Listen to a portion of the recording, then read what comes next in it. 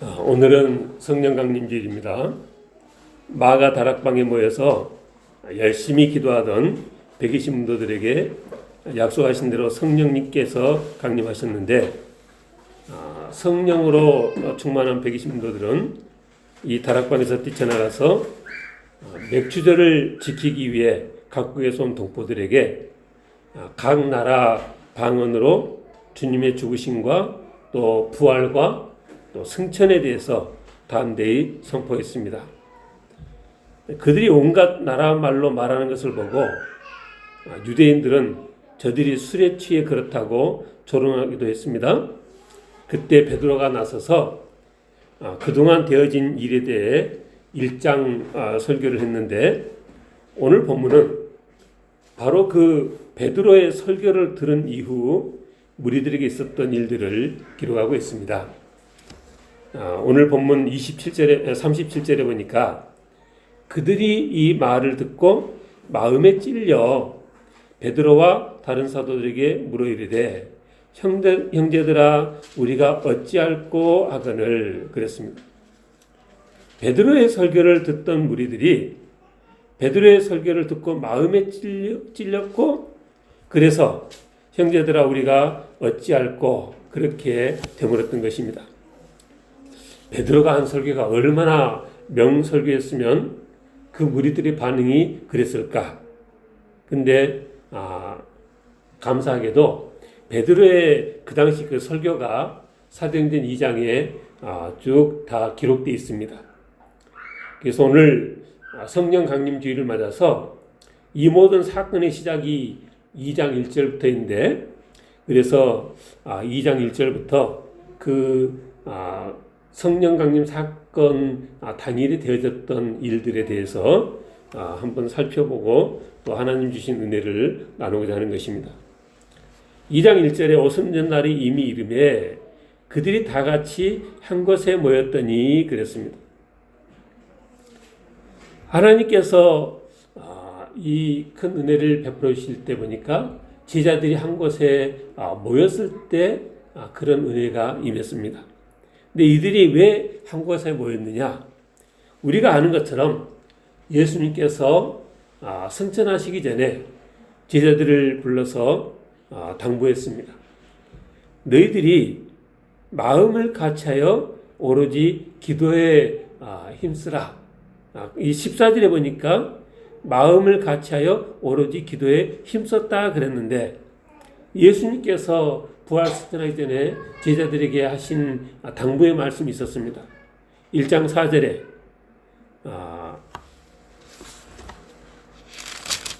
사도와 함께 모이사 그들에게 분부하여 이르시되 예루살렘을 떠나지 말고 내게서 들은 바 아버지께서 약속하신 것을 기다리라.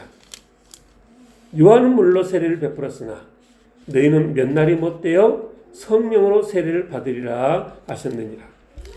주님께서 아버지께서 약속하신 것을 기다리고, 그러면 몇 날이 못돼서 성령으로 세례를 받을 것이라.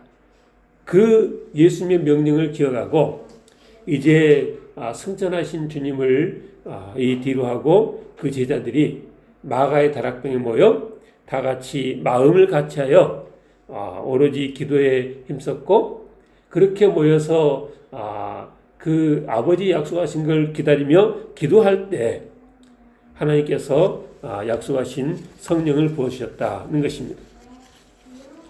2장 2절에 보니까 그 당시 상황을 자세히 묘사했습니다. 호련히 하늘로부터 급하고 강한 바람 같은 소리가 있어 그들이 앉은 온 집에 가득했다 그랬습니다. 그러니까 바람이 불었다는 말이 아니라 급하고 강한 바람 같은 소리가 있었고, 그리고 각 사람 위에 불의 혀처럼 갈라지는 것들이 각 사람 위에 하나씩 임하여 있더니 그들이 다 성령의 충만함을 받아서 성령이 말해 가심을 따라 다른 언어들로 말하기를 시작했다는 것입니다. 그래서 이 마가의 다락방에 모여서 기도하던 이 120문도들이 다 뛰쳐나가서 그 당시 맥주절을 지키기 위해서 이 찾아온 유대인들에게 하나님의 크신 일을 전파한 것입니다. 그러니까 이 무리들이 다 저들이 하는 말을 들어보니까 자기들이 살고 있는 각 지방의 말로 이 말하는 것이 너무나 놀랍고 신기해서 보라, 이 말하는 사람들이 다 갈릴리 사람이 아니냐? 우리가 우리 각 사람이 남고 방언으로 듣게 되는 것이 어찌미냐? 그랬습니다. 9절부터 11절까지 보니까 그곳에 모였던 사람들이 다 어디에서 온 것인가 쭉 목록이 있는데 바데인, 메데인, 엘라민, 메소포타미아, 유대, 갑바도기아, 본도 아시아, 부르기아, 밤빌리아, 애굽, 리비아, 로마, 또 11절에 그레데인과 아레반들이라.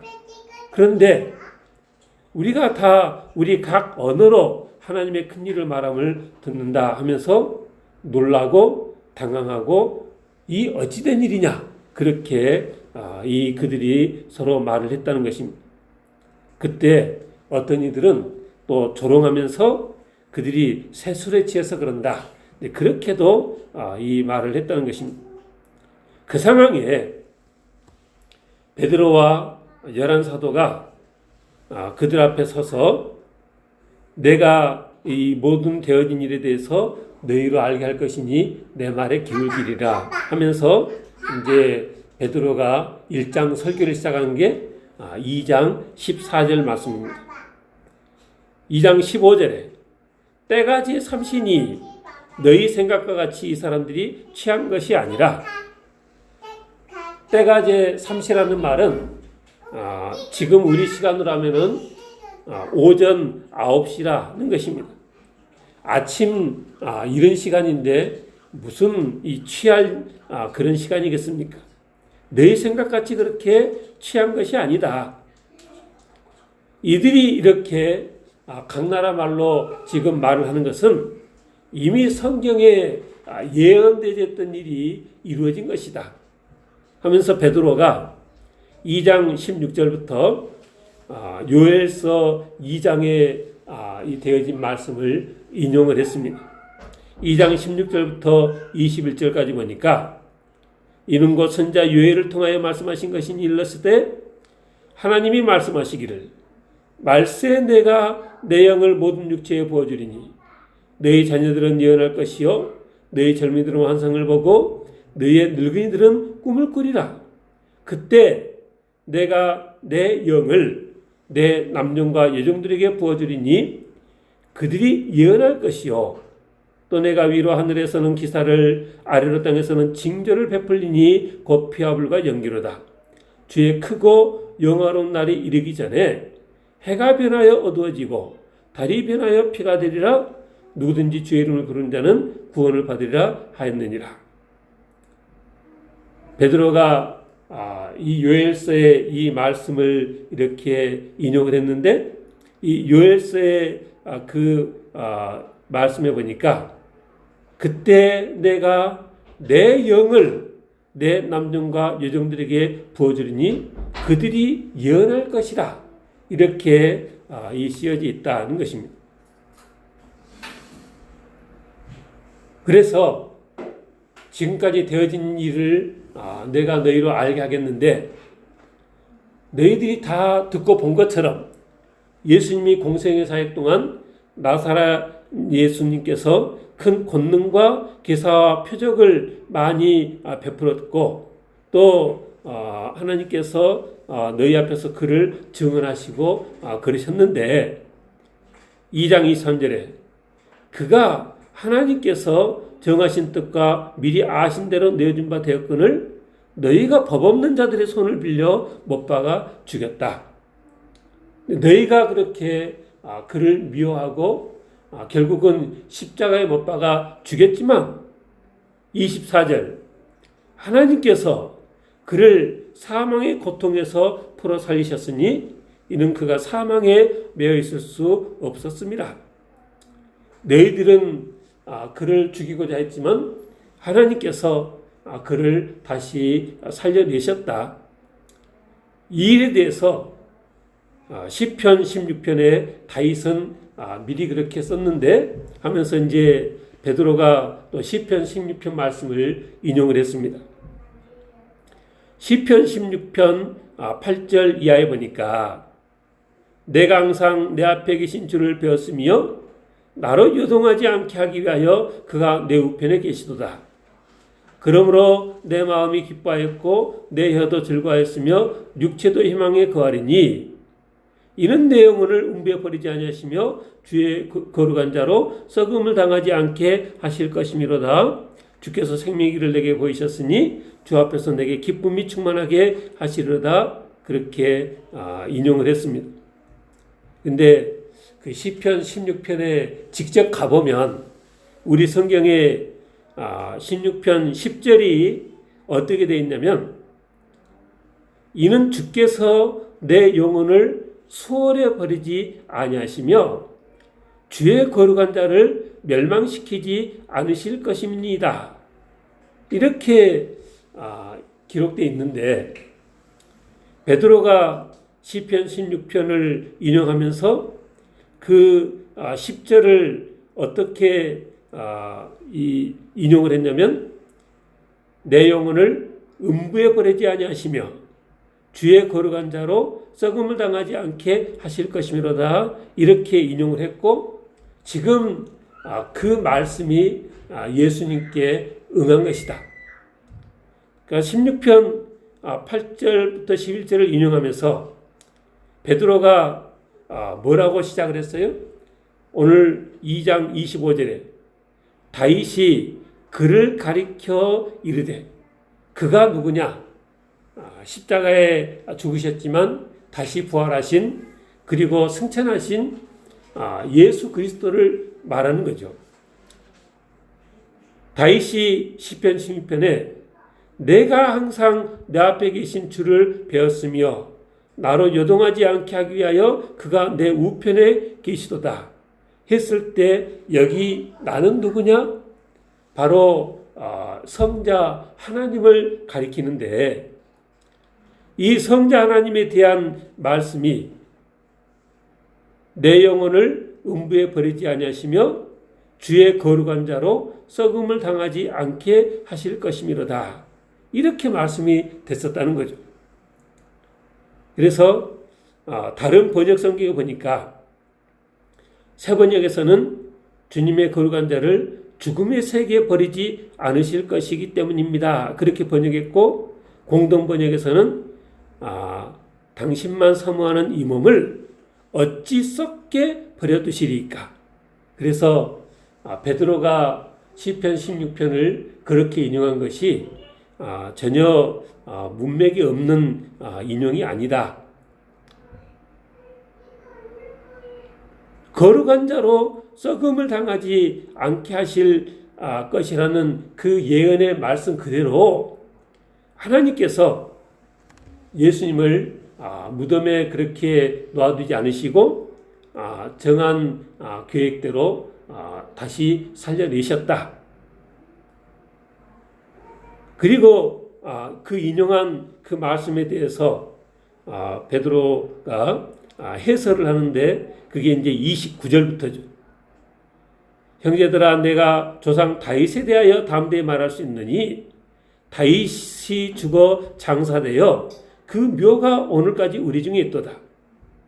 근데 이 다윗이 선지자여서 그는 선지자라 하나님이 이미 맹세하사 그 자손 중에서 한 사람을 그 위에 앉게 하리라 하심을 알고 미리 번거로 그리스도의 부활을 말하되 그가 음부에 버림이 되지 않고 그의 육신이 썩음을 당하지 아니하시리라 했다. 그러니까 시편 16편의 말씀을 인용하고 베드로가 어떻게 설명을 했어요? 다윗이 선지자여서 하나님께서 이 장차 되어질 일을 미리 보여주신 것을 다윗이 말한 것이고, 그래서 2장 31절 미리 본 거로 그리스도의 부활을 말하되 그가 음부에 버림이 되지 않고 그의 육신이 썩음을 당하지 아니하시리라 했는데, 그 예언의 말씀 그대로 32절 이 예수를 하나님이 살리셨고 우리는 예수의 부활의 증인이다.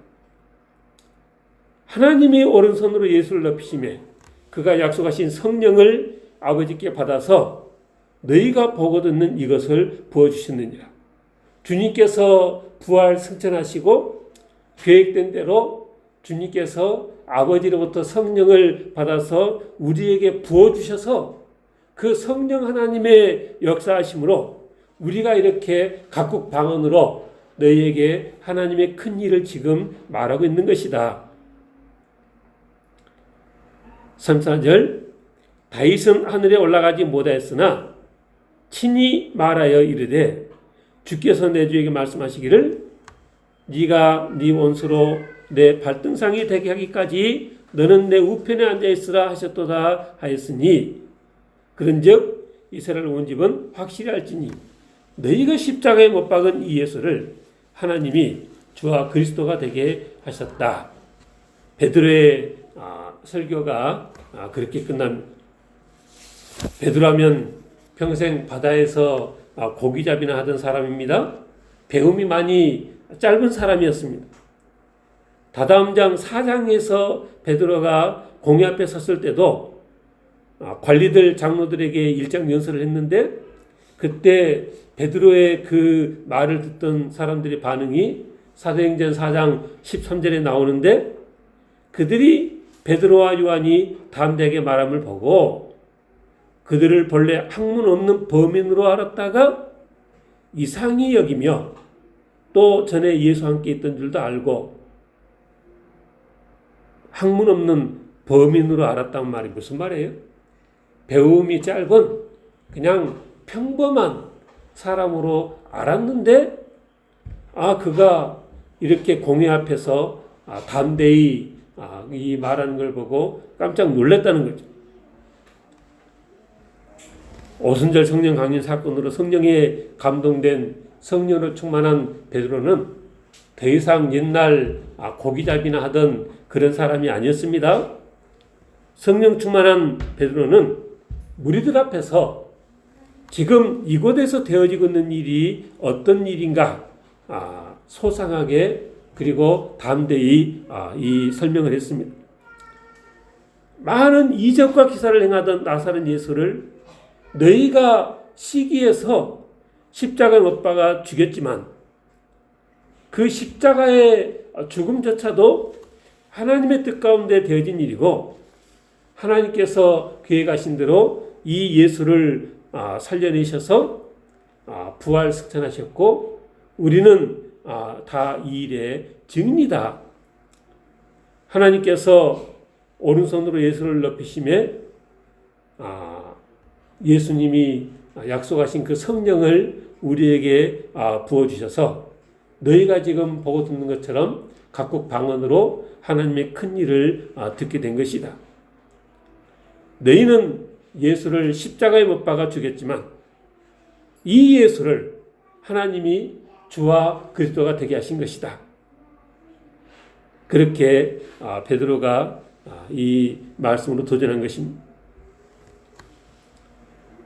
이 말씀이 2000년이나 지난 지금 오늘날 또 공간적으로도 많이 떨어져 있는 우리들에게는 그냥 어느 먼 옛날 얘기처럼 들려지겠지만 그 당시 그곳 사람들에게는 이렇게 각국 방언으로 예수님께 되어진 일을 말하는 것이, 너희가 십자가에 못 박아 죽인 바로 그 예수님께서 다시 살아나셔서 보내신 성령 하나님에 의해서 지금 일이 이렇게 되어지고 있다. 그 베드로의 그 설명이, 베드로의 그 설교가 대단히 충격으로 다가왔다는 것입니다. 나라나 어지럽게 했던 이단 종파 우두머리를 하나님의 이름으로 우리가 십자가에 못 박아 처단한 줄 알았는데, 근데 그게 아니라 그 나사렛 예수가 하나님의 독생자 그리스도셨다니, 그럼 그동안 예수를 비난하고 조롱하고 심지어 십자가에 못 박아 죽인 우리는 앞으로 어찌 되는 것인가? 그런 생각이 드니까 얼마나 두려웠겠습니까? 그래서 그들이 베드로와 다른 사도들에게 형제들아, 우리가 어찌할꼬 그렇게 되물었던 것입니다. 그때 오늘 본문 38절에 베드로가 너희가 회개하여 각각 예수 그리스도의 이름으로 세례를 받고 죄 사함을 받으라. 그리하면 성령의 선물을 받으리니 이 약속은 너희와 너희 자녀와 모든 먼데 사람 곧 우리 우리 하나님이 얼마든지 부르시는 자들에게 하신 것이라 하고, 40절 또 여러 말로 확증하며 권하여 이르되 너희가 이 피해간 세대에서 구원을 받으라 하니, 그 말을 받은 사람들은 세례를 받음에 이날의 신도의 수가 3,000이나 더했다.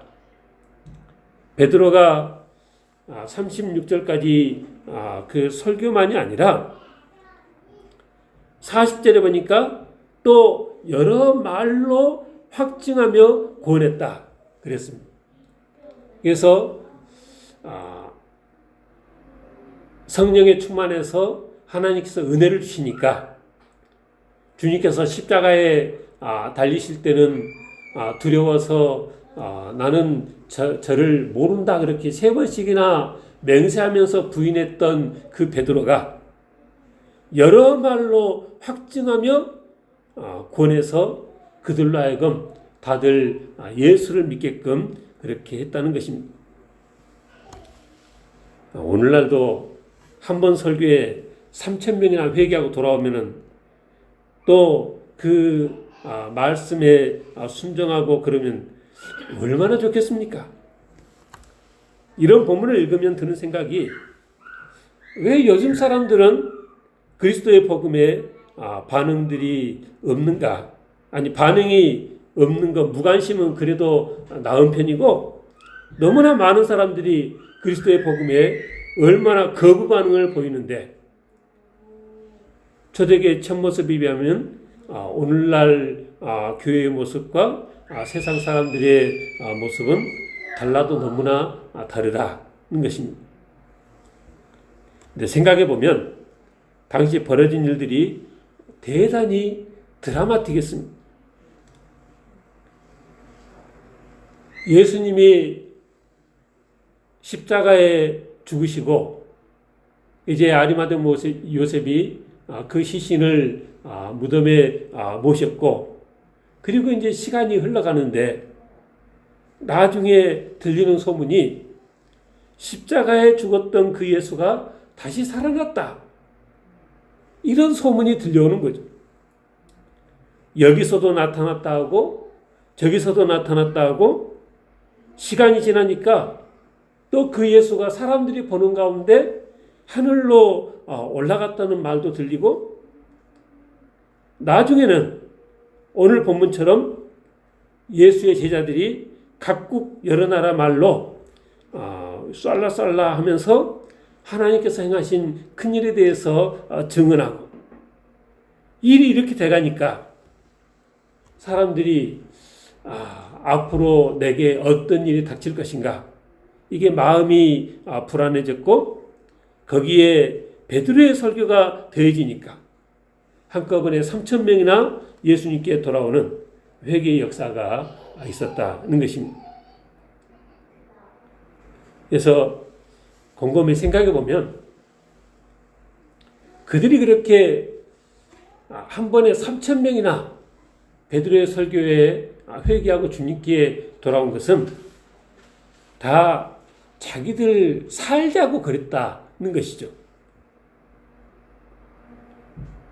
현대인들도 자기들이 생각해서 이게 이익이겠다 생각이 되어지면 아마 지금 당장이라도 교회에 나오고 예수를 영접하고 믿고 할 텐데, 예수 믿고 교회 다니고 하는 것이 자기들에게 아무 유익이 없다고 생각이 되어지니까 그렇게 많은 말씀들이 전해지고 그냥 유튜브에 온갖 인터넷 매체에 설교가 그렇게 늘 전파가 되어져도 이 불신자들이 묘지부동이라는 것입니다.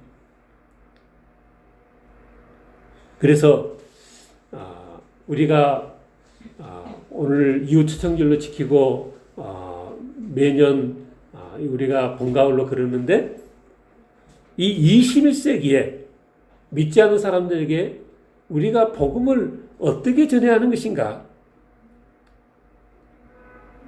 옛날에는 예수 천당 불신지옥 그렇게 외치기만 해도 사람들이 예수를 믿었다는데, 근데 그 예수 천당 불신지옥이 맞는 말이긴 하지만 이 시대가 이제는 예수 천당 불신지옥 외침 전도가 통하는 시대가 아니라는 거죠. 그렇게 길거리에서 외치는 사람을 보면 세상 사람들이 니나 잘 살아라, 그런 세상. 우리가 잘 알고 있듯이 신약 성경에는 복음서가 마태, 마가, 누가, 요한 4권이 됩니다. 성도들 중에는 왜 같은 내용을 4권이나 써서 읽을 성경만 더 늘렸냐, 이렇게 생각을 하는 사람도 있습니다. 근데 성경 공부를 해보면 이 4복음서가 각각 그 향하고 있는 방향이 다릅니다. 마태복음은 더군다나 1장에 보면은 족보로 시작하는데, 마태복음이 그렇게 시작하는 것은 유대인들을 겨냥한 복음서이기 때문에 그렇습니다. 아브라함과 다윗의 자손 예수 그리스도의 계보라. 우리 아브라함과 다윗의 이 자손 중에서 예수님께서 오셨다는 거죠. 그리고 마태복음에 보면은 구약 성경을 많이 인용했습니다. 근데 마가복음을 보면 이방인을 향한 복음서여서 내 집은 만민이 기도하는 집이라 이렇게 썼습니다. 그거야 뭐 우리가 아는 구절인데요. 근데 마태복음, 누가복음에 보면 같은 구절이 내 집은 기도하는 집이라 그냥 그렇게 되어 있는데, 마가복음에서는 내 집은 만민이 기도하는 집이라. 무슨 차이예요? 이 책을 읽을 사람들이 이방인들이기 때문에 마가복음은 또 그렇게 강조했다는 거죠. 우리가 아는 것처럼 요한복음은 1장에 보니까 로고스라는 말로 시작되어지고 요한복음 내내 영생이라는 말이 계속 나옵니다. 헬라 문화권을 이 독자로 예수님을 소개하기 때문에 요한복음이 그렇습니다. 그러니까 이 복음서의 기자들이 예수님의 사역을 소개를 하긴 하는데 그냥 아무 생각 없이 소개하는 것이 아니라 저들이 어떻게 하면은 잘 듣고 이렇게 그들에게 와 닿을까 라는 걸 생각하면서 이 예수님의 이 공생의 사역을 소개를 했다는 거죠. 베드로가 그 사도행전 2장에서 했던 오순절 설교도 그들이 어떻게 하면 잘 그들에게 와 닿을까 생각하면서 설교를 했다는 것입니다. 바울이 사도행전 17장에서 아데네에서 전도할 때도 알지 못하는 신에게라는 그 신은 바로 우리가 전하고자 하는 하나님이시다. 이렇게 그 상황에 맞춰서 설교를 했듯이. 무슨 말이에요? 그러니까 복음의 핵심은 변함이 없겠지만 예수님께서 그리스도, 예수님께서 구원자 되신다는 내용은 변함없이 동일하지만 21세기를 살아가는 현대인들에게 복음을 들고 접근하는 데 있어서는 현대인들의 상황과 필요를 고려한 접근이 필요하다는 것입니다. 사도행전을 읽어보면 그 당시에도 형편이 어려운 사람들이 많아서 좀 형편이 되는 사람들이 자기 재산을 팔아서 교회에다 바치고 그래서 많은 구제를 행했습니다. 그래서 너무나 구제하는 일이 많다 보니까 사도들이 사역이 잘 안 돼서 그 일을 전담하도록 7집사를 세우고 그랬습니다.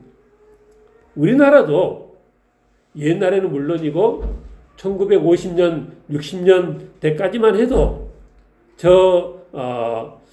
선교사들이 뭔가 먹을 것을 나눠주고 전도하면 그렇게 먹을 것을 준다고 교회 오라고 하면은 사람들이 다 우르르 몰려갔던 그게 통했던 시절이 있었는데 지금 이 나라는 어떻습니까? 너무나 잘 사는 나라가 되어지고 다들 살만하니까 한두 푼 구제하고 먹을 것 주겠다고 해갖고 예수 믿고 교회에 나오겠다는 사람은 찾아보기 힘든 시대가 되어졌다는 것입니다. 그리고 시대가 과학 만능 시대, 물질 만능 시대, 그냥 우주선이 우주를 날아다니는 시대가 되다 보니까 사람들이 교만해지고 진화론에 하나님을 부정하고 그래서 절대적인 진리를 부정하고 상대주의에 빠져서 다 제각각 자기가 옳다는 생각대로 살아가는 그런 시대. 그래서 이런 시대에 우리가 복음을 전하면은 어떻게 전하는 것이 이 효과적인 이 복음인가? 옛날처럼 한두 푼 구제한다고 되진 것 아니겠고요. 또 지ran을 맞춰서 창조를 전파한다고 되어진 것도 아니겠고, 또 기독교 노선에 맞는 정권을 창출한다고 해서 되는 것도 아니겠다. 예수님도 보면 열심당원들이 그렇게 열심히 유대 독립을 위해서 힘썼지만은 예수님께서는 우리가 힘써야 되는 것은 유대의 나라를 세우는 것이 아니라 하나님의 나라를 세우는 것이라 그랬던 것을 보면 그렇습니다. 그래서 우리가 이 시대에 하나님의 이 그리스도의 이 귀한 이 복음을 효과적으로 전하기 위해서는 이 풍요로운 시절에 살면서도 우리 성도들이 먼저 오만에 빠지지 않고 겸손한 자세로 말씀에 순종하는 구별된 모습으로 성도다운 성도, 교회다운 교회, 원수까지도 사랑하고 박해하는 자를 위해서 기도하라 하신 주님의 가르침에 순종하는 그런 모습의 교회가 되어야겠다는 것입니다. 예수님께서 다시 살아나셔서 부활 승천하시기까지 그 40일 동안, 아니 공생의 기간 동안 내내 12제자에게 그렇게 공을 들이셨는데 승천하시기 전까지도 다시 그 제자들에게 나타나셔서 다시 그들에게 말씀을 가르치시고 그들을 섬기셨던 주님을 우리가 보면서 우리도 이 시대에 하나님의 말씀을 붙들고 말씀에 든든한 닷을 내리고 세상 흐름에 거슬러 말씀에 순종하며 하나님 나라를 이루는 힘쓰는 그런 진정한 제자들을 양육하는 그런 교회가 되어질 때 이 교회에 소망이 있겠다. 말씀으로 충만하고 오순절 성령 강림 성령으로 충만하고 그래서 필요하다 하시면 내 재산을 다 팔아 바치는 것도 불사하고 복음 전하다 순교도 불사하는 우리 성도들 한 사람 한 사람이 그런 진정한 제자가 될 때 이 복음의 능력이 있겠다는 것입니다. 이런 믿음의 토대 위에 동지를 살아가는 사람들의 필요에 민감하게 반응하여 예수 복음을 전하는 사명 감당하는 진리교회 성도 다 되시길 주님을 축원합니다. 기도하겠습니다.